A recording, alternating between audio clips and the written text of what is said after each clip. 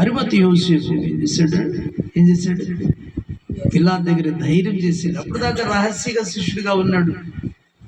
సన్నిహితుని సభలో ఆయన సన్నిహితుని సభలో ఆయన 71 మందిలో కూడా ఆయన ఒక సభ్యుడిగా ఉన్నాడు. అంత పవర్ఫుల్ యొక్క సన్నిహితుని సభలో ఉండి అప్పటి వరకు బయట రాలేకపోయాడు. ఆయన చనిపోయిన తర్వాత బయటకు వచ్చాడు. పిలాతు దగ్గరికి, అయ్యా యేసు ప్రభు వారి దేహాన్ని నాకు ఇవ్వని నేను సమాధి చేస్తానంటే ఆయన ఒప్పుకొని ఆయన తీసుకెళ్ళడానికి అధికారం ఇచ్చాడు. వెంటనే శిలువ మించి దించేసి వాళ్ళ యూదుల యొక్క ఆచారం ప్రకారం నారు బట్టలు చుట్టేసారు. ఆయనతో పాటు ఉన్నటువంటి రెండో వ్యక్తి కూడా రహస్య శిష్యుడిగా ఉన్నటువంటి నికోదేము కూడా వచ్చేసాడు. దాదాపు 150 సేర్లు అత్తరు తీసుకొచ్చాడు. అదంతా చుట్టేసి ఆ దేహాన్ని పూసేసి ఆ నార బట్టలు చుట్టేసి ఏం చేశారంట, తాను తొలిపించుకున్నటువంటి సమాధిలో వచ్చారు. అరిమతి యోసేపు తన కొరకు తొలిపించుకున్నాడు, తన కొరకు సిద్ధపరుచుకున్నాడు సమాధి. ఆ క్రొత్త సమాధి అంటాడు ప్రభువారు లేఖనాలు లేవనంటే క్రొత్త సమాధి, ఎవరు ఎన్నడను పెట్టబడిన సమాధి అంటాడు. ఆ సమాధిలో ఆయన ఉంచారు, ప్రియులరా ఉంచారు. అయితే ఇలా ఉంచిన తర్వాత జరిగిన సంభవం ఏంటంటే, అక్కడ ఉన్నప్పుడు కొంతమంది యేసుక్రీస్తు ప్రభు మాటలు విన్నట్టు కొంతమంది వాళ్ళ శాస్త్ర పరిశీలనతో వాళ్ళు ఏమన్నారు, ప్రధాన యాజకులతో అంటున్నారు, ఈ వచ్చి కూడా తను బ్రతికున్న దినాల్లో 3 దినాలు తిరిగి లేస్తానని చెప్పాడు. ఒకవేళ శిష్యులు వచ్చి తీసుకెళ్ళి లేచాడని చెప్తారేమో, మొదటి వచ్చిన కంటే కడబడి వచ్చిన చెడ్డదిగా ఉంటుందని చెప్పేసి వాళ్ళు సలహా ఇచ్చారు. ఇచ్చినప్పుడు వెంటనే వాళ్ళ అధికారులు అన్నారు కదా, పిలాతు అన్నాడు సైన్యం తీసుకెళ్ళి కాపలా ఉంచుకోమన్నాడు. శతాధిపతిని కొంతమంది సైనికులను పంపించారు. ఆ రాతికి ముద్రను వేశారు, సీలేశారు. ప్రియులారా ఎలా లేస్తాడు, ఎలా శిష్యులు తీసుకుపోతారని ఎదురు చూశారు. పిల్లలు వాళ్ళు ఎదురు చూసింది ఆయనను బయటికి రాకుండా ఉంచాలనే ప్రయత్నం. ఒకవేళ శిష్యులు ఒకవేళ తీసుకెళ్తారేమో అనుమానం, తీసుకెళ్లకుండా వాళ్ళు కాపులా ఉంచారు. అయితే సమాధిని, ముద్రను, అధికారాన్ని అందరిని జయించి, మరణాన్ని, సాతాన్ని జయించి ఆయన 3 దినాన ఆదివారం తెల్లవారుజామున ఆయన లేచినట్లుగా చూస్తారు. అంటే 3 దినాన్ని తిరిగి లేచాడు. ఆదివారం తెల్లవారుజామున వీళ్ళు ఆయన సుగంధ ద్రవ్యాలు పూయాలని వెళ్ళారు. కొందరు స్త్రీలు మగ్ధలేని మరి కొందరు స్త్రీలు అక్కడికి వెళ్ళారు. వెళుతూ కూడా మనకు ఆ రాయిని ఎవరు దొర్లిస్తారనుకుంటున్నారు. అలా వెళ్ళినప్పుడు సమాధి దగ్గరికి వెళ్ళిన వెంటనే ఆ రాయి దొర్లించబడిందని ఒక చోట ఉంది. సమాధిలో ఎవరు లేరని ఒక సువార్తలో ఉంది. ఒక సువార్తలోనేమో ఆ రాయి దొర్లించి రాయి మీద ప్రకాశమానమైన తెల్లని వస్త్రం ధరించిన దేవదూత ఉన్నట్లుగా ఆ దేవదూత వారికి కొన్ని మాటలు చెప్పినట్లుగా ఉంది ప్రియులు. కాబట్టి ఆ దూత, మీరు ఎందుకు వెతుకుతున్నారు, మృతులు ఆయన ఎందుకు వెతుకుతున్నారు, ఆయన తిరిగి లేచి ఉన్నాడు, ఆయన చెప్పినట్లే లేచి ఉన్నాడు, గలిలేకి వెళుతున్నారు, మీరు అక్కడ ఆయన చూస్తారు. వెళ్ళి శిష్యులకు చెప్పమని ఆ స్త్రీలతో చెప్పినప్పుడు ఆ స్త్రీలు వెళ్ళి శిష్యులకు చెప్పినట్టుగా దేవుని లేఖనాలను చూస్తున్నారు. అయితే శిష్యులంట ఆమె మాటలు నమ్మలేదు, స్త్రీల మాటలు నమ్మలేదు. వాళ్ళు వచ్చి సమాధి దగ్గర వచ్చి చూశారు. సమాధి కూడా ఖాళీగా ఉంది. ఆ నారబట్టలు తలపాగా అవన్నీ ఒక చోట పెట్టబడి ఉన్నట్టుగా. యోహాన్ అయితే బయట నుండి చూశాడు, పేతురు అయితే లోపలికి వెళ్ళి కూడా చూసి వచ్చాడు. చూచి నమ్మారు వాళ్ళు. దేవునికి స్తోత్రం. స్త్రీలు చెప్పిన మాట నమ్మలేదు, కానీ ప్రియులరా వాళ్ళు చూచి నమ్మారు. ఆ రీతిగా ఇంకొక అధ్యాయంలో మగ్ధలేని మరియతో ప్రభువారు అక్కడ ప్రత్యక్షమై ఆమెను బలపరిచినట్లుగా, లేదా ఆమె ఏడుస్తామంటే ఎందుకు ఏడుస్తున్నా, అట్లా కొన్ని సువార్తలలో రకరకాల సిచ్యువేషన్స్ రాశారు. దేవునికి స్తోత్రం కలుగును గాక. మగ్ధలేని మరియకు ప్రత్యక్షతలు ఇచ్చినట్లుగా ఆమె ఏడుస్తూ ఉంటే, నా ప్రభువును ఎవరు తీసుకెళ్ళారయ్యా, తోటమాలి, నువ్వు తీసుకెళ్తే నాకు ఇవ్వమని అడిగినట్లుగా, నువ్వు ఇస్తే నేను నా భుజాన్ని వేసుకొని తీసుకెళ్తానని అన్నట్లుగా ఆమె ప్రేమను బట్టి ఆయన ముగ్ధుడై మరియాని సంబోధిస్తే, అప్పుడు ఆయన స్వరాన్ని మగ్ధలేని మరి విని స్వరాన్ని గుర్తుపట్టి ఏమైందంట, ప్రభుని అని కేక వేశాడు. బోధకుడా అని ఆయనను మరి కాళ్ళు పాదాలు పట్టుకోపోతే నమస్కరించకపోతే, లేదమ్మా నన్ను ముట్టుకోమా, నేను తండ్రి ఎద్దుకి ఇంకా ఎక్కి వెళ్ళలేదని చెప్పేసి ఆమెను బలపరిచి, నీ వెళ్ళి నా సహోదరులకు తెలియజేసి నేను తిరిగి లేచానని చెప్పని ప్రియమైన వాళ్ళారా వారిని బలపరిచినట్లుగా దేవుని వాక్య భాగంలో మనం చూస్తున్నాం. ఈ రీతిగా ప్రభువారు తాను తిరిగి లేచిన తర్వాత దూతలు తెలియజేశారు ఆయన తిరిగి లేచాడు. మగ్దలేని మరియ ప్రభువారిని చూసి ఆయన తిరిగి లేచాడని సాక్ష్యం ఇచ్చింది. నెక్స్ట్ విషయం ఏంటంటే, అసలు పునరుద్ధానము అంటే పునర్ ప్లస్ ఉద్ధానం అన్నది. పునర్ ప్లస్ ఉద్ధానం అంటే తిరిగి లేవడం. అంటే ఒక వ్యక్తి చనిపోయి తిరిగి లేవడాన్ని పునరుద్ధానం అన్నారు.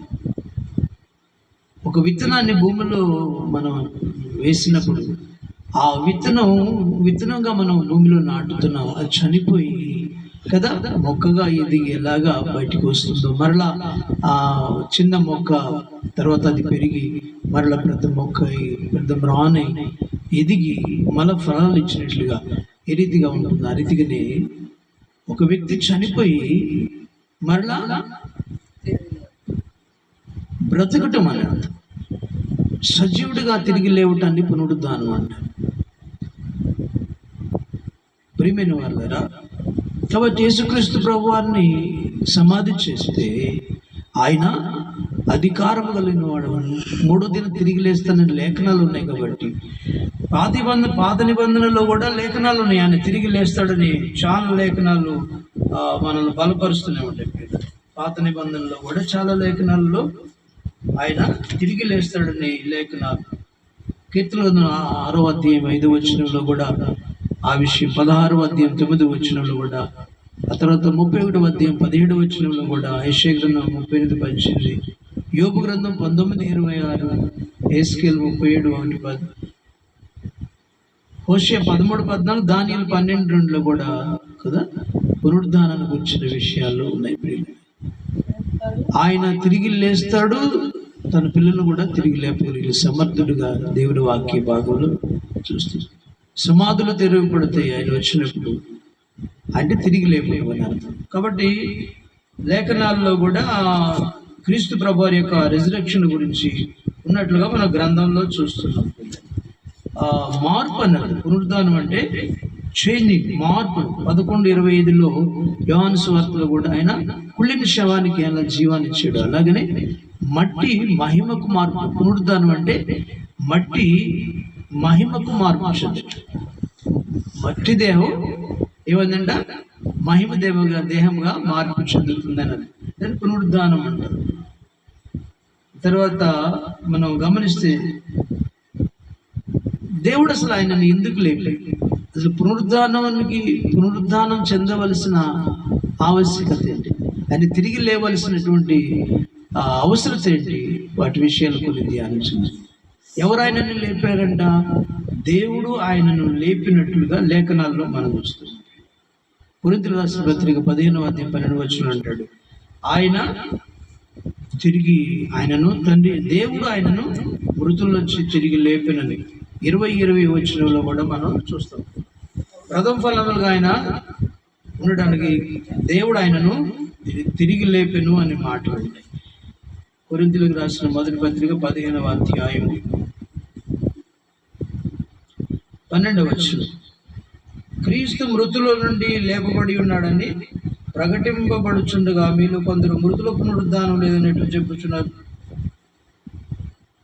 క్రీస్తు లేపబడి ఉన్న ఎడల మేము చేయు ప్రకటన వ్యర్థమే, మీ విశ్వాసం వ్యర్థమే. దేవుడు క్రీస్తును లేపెను. దేవుని స్తోత్రం. ఎవరు లేపారంట?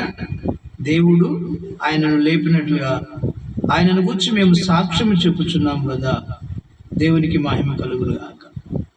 రెండవది, ప్రియమైన వారులారా, హెబ్రీయులకు రాసిన పత్రిక 10వ అధ్యాయం 9వ వచనం చూద్దాం.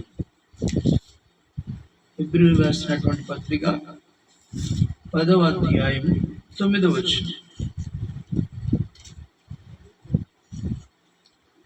ఆయన చిత్తము నెరవేర్చుటకు ఇదిగో నేను వచ్చి ఉన్నాను చెప్పు.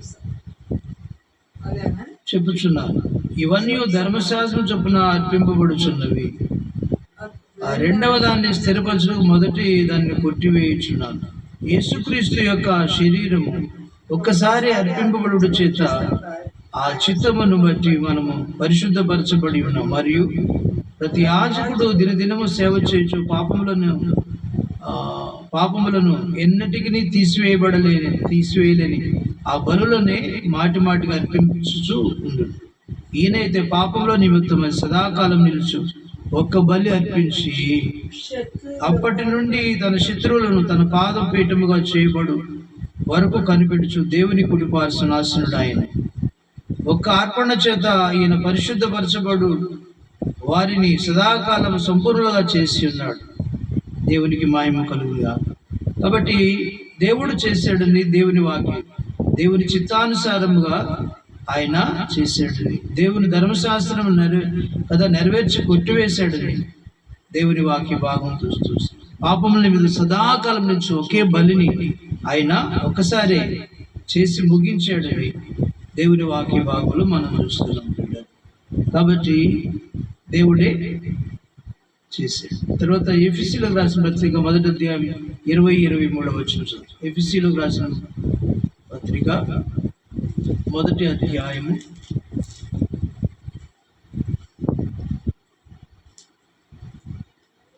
20-23 వచనాలు.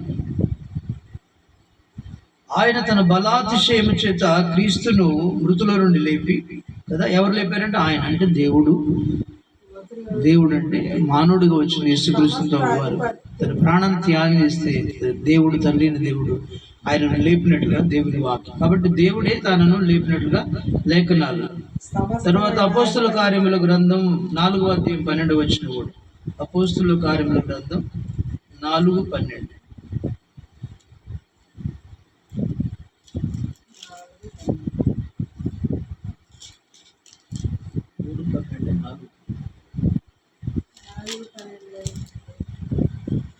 మొదటి అధ్యాయం 24 వచనం చూద్దాం. అపోస్తుల కార్యముల గ్రంథం. మరణము ఆయనను బంధించి ఉంచుట అసాధ్యము కనుక దేవుడు మరణ వేదన తొలగించి ఆయనను లేపిన. ఎవరు లేపారంటే దేవుడు ఆయనను మరణ వేదన తొలగించి ఆయనను లేపినని లేఖనాలు సెలవుస్తుంది. కాబట్టి ఈ నామమునందు రక్షణ, మరి ఈ నామమున రక్షణ లేదని లేఖనాలు సెలవుస్తుంది. 3వ అధ్యాయం 15 వచనంలో కూడా ఆయన మాట్లాడతాడు, మీరు జీవాధిపతిని చంపిద్దురు కానీ దేవుడు ఆయనను మృతుల్లోంచి లేపి. ఎవరు లేపారంట? మీరైతే చంపారు కానీ దేవుడు ఆయనను మృతుల్లోంచి లేపాడు. దేవునికి మహిమ కలుగుగా. 13:30 కూడా అవే వచనాలు ఉంటాయి, చూద్దాం. అపోస్తుల కార్యము 13వ అధ్యాయం 30 వచనం. 13:30. అయితే దేవుడు మృతులలో నుండి ఆయనను లేపెను. ఆయన గలిలయ నుండి యెరూషలేమునకు తనతో కూడా వచ్చిన వారికి అనేక దినములు కనబడను. వారు ప్రజల ఎదుట ఆయనకు సాక్షులై ఉన్నారు. దేవుడు యేసును లేపి పితరులకు చేసిన వాగ్దానం మన పిల్లలలో నెరవేర్చి ఉన్నారని మేమును మీకు సువార్త ప్రకటించున్నాం. దేవునికి మహిమ కలుగుగా. మేమందరం సాక్షులమే. కాబట్టి దేవుడు ఆయనను లేపనని లేఖనాలు చూస్తున్నాం. 2వ అధ్యాయము కూడా అదే విషయాలు ఉన్నాయి. ఒకసారి చూద్దాం. అపోస్తుల కార్యముల గ్రంథం 2వ అధ్యాయం వచనాలు చూస్తే ఇదంతా లేవే. 2వ అధ్యాయము 31-32 వచనాలు. క్రీస్తు పాతాళములో విడవబడలేదనియు ఆయన శరీరము కుళ్ళిపోలేదనియు దావీదు ముందుగా తెలుసుకుని ఆయన పునరుద్ధానమును గురించి చెప్పాను. ఈ యేసును దేవుడు లేపెను, దీనికి మేమందరము సాక్షులు. దేవునికి మహిమ కలుగు. కాబట్టి దేవుడు లేపనని లేఖనాలు ఎన్ని ఉన్నాయో ప్రేరణ 31-32 వచనాలు. అపోస్తుల కార్యములు. మత్తయి సువార్త 28వ అధ్యాయం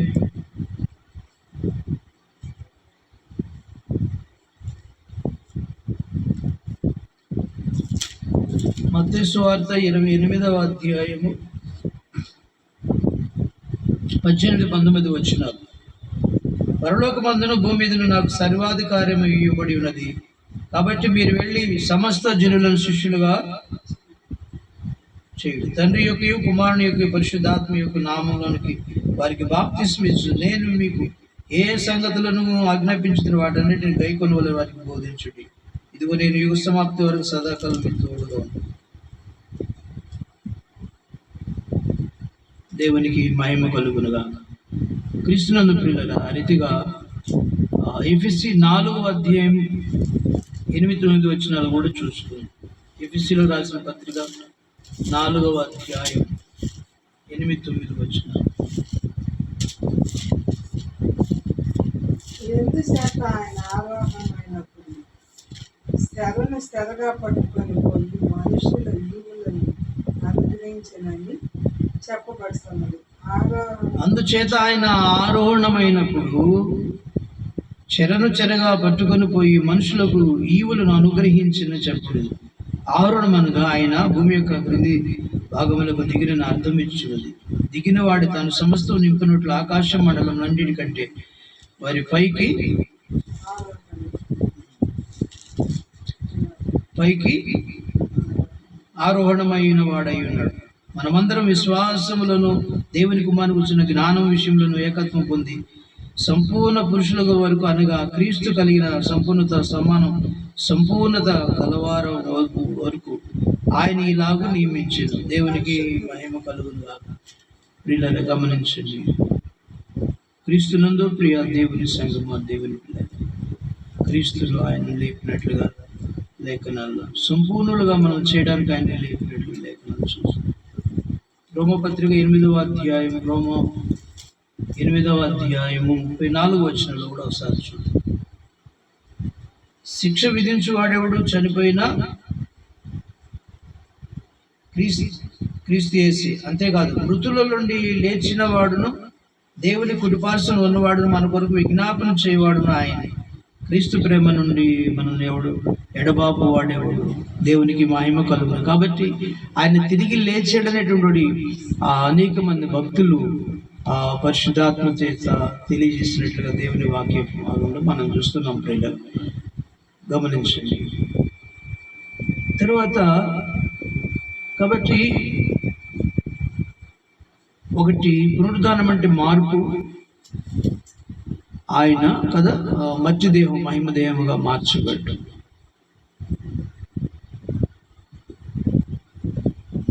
దేవుని పిల్లల రెండవ విషయం ఏంటంటే, ఎవరు ఆయన లేపారంటే దేవుడే లేపినట్లుగా దేవుని వాక్య భాగాలలో మనం చూస్తున్నాం. తర్వాత మూడవది పునరుద్ధాన ఫలాలు ఏంటి, ఆయన అసలు పునరుద్ధానం అవడానికి గల కారణాలు ఏంటండి, కొన్ని విషయాలు లేఖనాల్లో ఉన్నాయి. ఒకసారి చూద్దాం.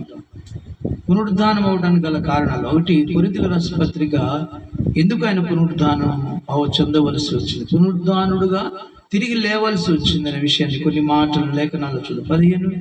1 కొరింథీయుల రాసిన పత్రిక 15వ అధ్యాయం 22వ వచనం ఆయన ఎందుకు తిరిగి లేవలసి వచ్చిందో లేఖనాలు తెలియజేస్తుంది. వాటి ప్రకారం కొన్ని విషయాలు మనం ధ్యానించుకున్నాం. 15వ అధ్యాయం 22వ వచనం.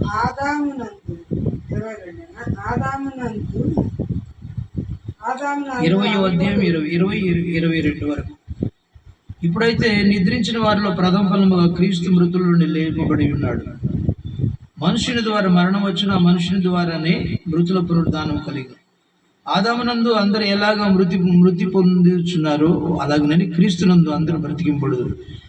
ప్రతివాడును తన వరుసలో బ్రతికింపడు. ప్రథమ ఫలము క్రీస్తు.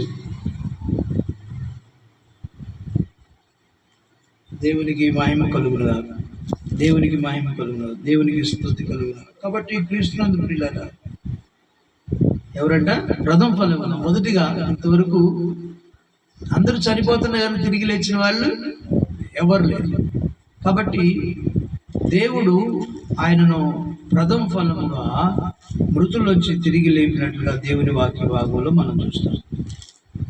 క్రీస్తును మృతుల నుండి లేపి ఉన్నాడు. ప్రథమ ఫలం అంటే ఇంతవరకు చనిపోయిన వారిలో తిరిగి లేచిన వారు లేరు. భక్తులు సైతం అందరినీ చెర పట్టుకుంటా ఉంది, పాతాళం పట్టుకుంటా ఉంది. కానీ క్రీస్తు వారు ఒక్కరే ఈ లోకానికి వచ్చి పరిశుద్ధుడిగా జీవించి కదా, ఏ పాపం లేని వాడుగా జీవించి కదా, దేవుని శక్తిని పొందుకొని అన్నిటినీ శరీరాన్ని, లోకాన్ని, సమస్తాన్ని, మరణాన్ని, పాపం కదా, సాతాన్ని జయించి తిరిగి ఆయన పరిశుద్ధుడిగా ఉన్నాడు కాబట్టి తండ్రి దేవుడికి అధికారం ఇచ్చాడు. తిరిగి ఆయన తన ప్రాణాన్ని తీసుకోవడానికి అధికారం ఇచ్చాడు. తండ్రి ఆయనను లేపాడు. కాబట్టి ప్రియులారా ఏంటంట, ప్రథమ ఫలముగా ఆయన తిరిగి ఒక మనుషుని ద్వారా మరణం ఎలా వచ్చిందో, ఒక మనుషుని ద్వారా కదా, అదే కడపటి ఆదాము ద్వారా కదా అందరికీ ఏముండంటే ఆయన బ్రతికిస్తున్నాడు అని, ఆయన ద్వారా అందరూ బ్రతికి ఉన్నారని మాట్లాడు, బ్రతికింపబడుతురని మాట్లాడు. ఆదామునందు అందరూ ఎలాగ మృతి పొందుతున్నారు, అలాగనే క్రీస్తునందు మనందరం బ్రతికింపబడదు. ప్రతివాడు తన వరుసలలో బ్రతికింపబడును. అంటే లైఫ్ ఇవ్వటానికి, జీవాన్ని ఇవ్వటానికి ఆయన తిరిగి లేచాడు. తిరిగి లేవటానికి గల గొప్ప కారణం ఏంటంటే, మనందరము ఆదాము వరుసలో చనిపోతూ ఉన్నాము. అదే కడపటి ఆదాము తన ప్రాణం ఇచ్చి తిరిగి లేచినందువలన మనల్ని బ్రతికిస్తున్నాడు, మనకు జీవాన్ని ఇస్తున్నాడు. కాబట్టి పునరుద్ధానం యొక్క గొప్ప ప్రాముఖ్యత ఏంటంటే, ఆయన ఎందుకు తిరిగి లేచాడంటే మనల్ని బ్రతికించడానికి. కాబట్టి రెండవ విషయం చూద్దాం. రోమపత్రిక 4:25 చూద్దాం. రోమీలకు రాసిన పత్రిక 4:25. రోమీలకు రాసిన పత్రిక 4:25.